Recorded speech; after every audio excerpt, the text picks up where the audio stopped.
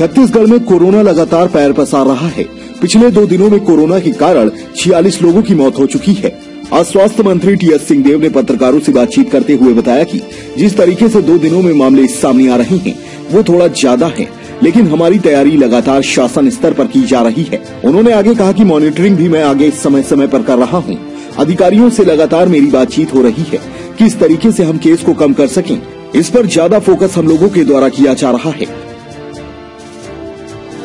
Cases बढ़ते जा रहे हैं और खासतौर पर मौत के आंकड़े जो बढ़े हैं वो हैरान करने वाले भी हैं और चिंताजनक हैं। क्या कर रहे हैं सरकार की ओर से, क्या प्रयास रहे? एक भी मृत्यु चिंता की वजह बनी हुई है, लेकिन मृत्यु के आंकड़े बढ़ नहीं रहे हैं, स्थिर हैं, कम नहीं हो रहे हैं।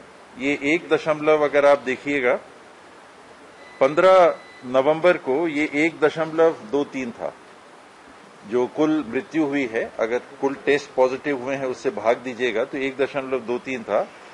ये 1.23 रहा। महीने के आखिरी में 1.20 हुआ। कल का जो आंकड़ा है 1.21 है। तो ये नीचे नहीं आ रहा है, करीब करीब बराबर है। जितने डेथ होते हैं उसको उस दिन पॉजिटिव कितने आते हैं अगर आप देख लेंगे तो स्वयं आंकड़ा पता चल जाता है। अगर 1 से नीचे है, 18 मृत्यु हुई है और 1800 पॉजिटिव आए हैं उस दिन, तो आप ये मान के चले कि मृत्यु दर 1 के आसपास है। तो 1.21 चल रहा है और उस दिन 1 आया है तो इसको नीचे ले जाएगा। कल का आंकड़ा मृत्यु का थोड़ा सा ज्यादा है तो वो 1.20 से 1.21 आ गया। तो 0.01 कल के दिन बढ़ा है।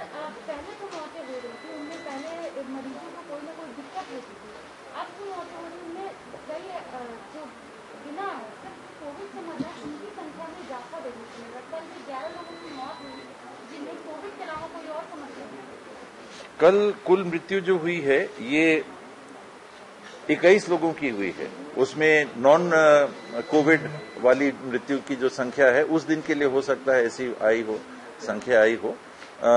1 दिन के रिपोर्ट से नहीं देखना चाहिए। 1/3 2/3 करीब करीब ये एवरेज अभी भी बना हुआ है।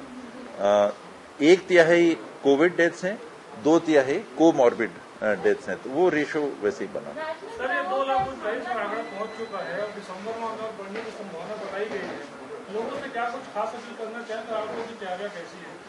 इसमें जो शुरू से बात हम लोग रख रहे हैं, ये 3 जो मूल मंत्र हैं, इनके अलावा कोई रास्ता नहीं।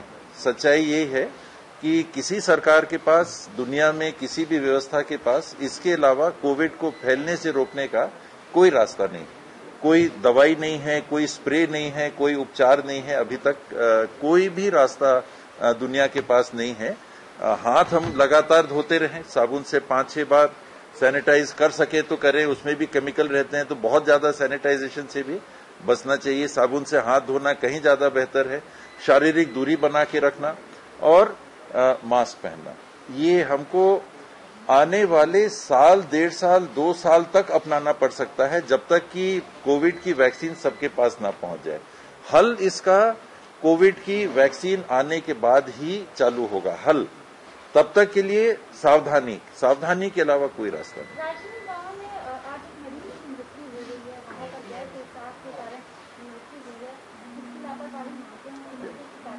ऐसा निश्चित रूप से नहीं होना चाहिए। इंक्वायरी के लिए बोल दिया गया है, जांच होगी और कार्रवाई होगी। क्या सर आपके पास घटना की क्या जानकारी है? मेरे पास जानकारी मीडिया के माध्यम की ही अभी है। विभाग तो जांच करके बताएगा। और मीडिया ने ये कहा कि 5-6 पेशेंट्स को बाहर किया जा सका, 1 व्यक्ति की मृत्यु हुई है गैस के रिसाव से।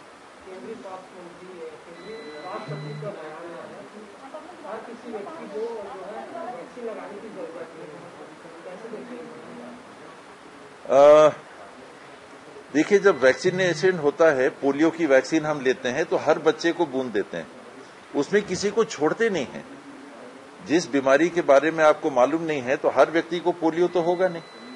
हर व्यक्ति को बीसीजी का हम टीका लगाते हैं, जन्म जब होता है तो हर बच्चे को वो बीमारियां तो होनी नहीं, टीबी तो होना नहीं, दूसरी बीमारी तो होनी नहीं, लेकिन हम वैक्सीनेशन देते हैं जिसकी संभावना ज्यादा रहती है। अब कोविड एक ऐसी बीमारी है जिसके बारे में दुनिया को अभी भी कुछ नहीं मालूम और आनन फानन में छूट लेके ट्रायल उस दर्जे का, उस परिपक्व दर्जे का दुनिया में कहीं भी नहीं हुआ है जैसा कि सामान्य रूप से होता है। फिर भी इसको जल्दी पुश करके इसके उपयोग को हम चालू कर रहे हैं। यानी एक ऐसी बीमारी है जिसकी हमको जानकारी वैज्ञानिक तौर पे दुनिया में अभी भी सीमित है। उन परिस्थितियों में सबको नहीं लेने की बात कहना एक रिस्क है। हम आप चाहें तो अपने आप को बचा के ऐसे भी रह सकते हैं, लेकिन कोविड होने की संभावना बनी रहेगी। तो मैं उस बात से तो सहमत नहीं हूं कि सबको नहीं लेना चाहिए। एक बीमारी जिसके बारे में किसी को नहीं मालूम है, सरकार कितने को निशुल्क देगी, वो अपने हाथ बचा रहे होंगे, पैसे बचा रहे होंगे। तो ये समय पैसे बचाने का नहीं है, वैक्सीन उपलब्ध कराने का है। और जैसे जैसे वैक्सीन उपलब्ध होती है, सामान्य स्थिति है कि सबको लगा लेना चाहिए। कई ऐसे गांव हैं, कई ऐसे इलाके हैं जहां आना जाना बहुत कम होता है, तो वहां तो न कोविड पहुंचा है, न लोग कोविड जो लेके जा सकते हैं या जिनको कोविड पहुंच सकता है वो उन जगह पे पहुंचते ही नहीं है। तो ऐसी जगह